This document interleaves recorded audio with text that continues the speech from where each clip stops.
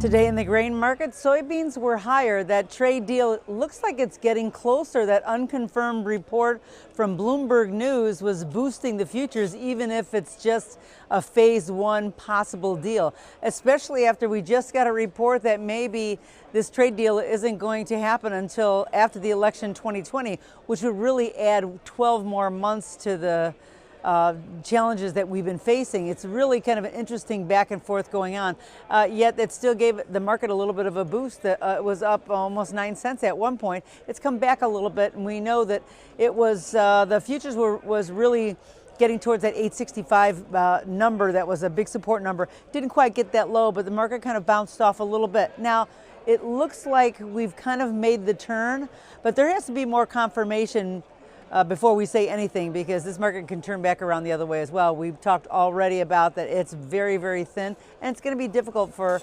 the market to really start to move on the upside or the downside without a better headline or real understanding of some fundamental news. Now, corn was easier today.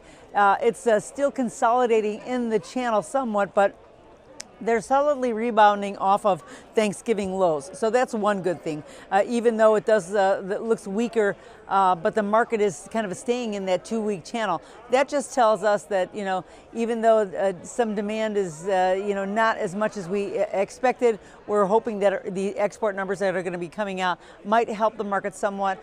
It would take something bigger to kind of move it in any direction right now. And of course, as we wait for the December WASDE report, which is really expected to be somewhat neutral. That being said, any kind of news out of the White House, any kind of outside news that might affect these markets could definitely push it in either direction.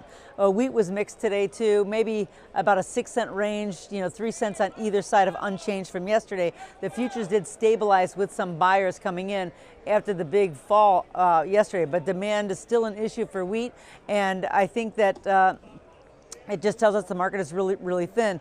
I think that speculative funds are still adding to the short position, so we have to be careful. This market really has a little ways to fall, and if we get any added momentum, we could push it a little bit lower. Today just wasn't the day.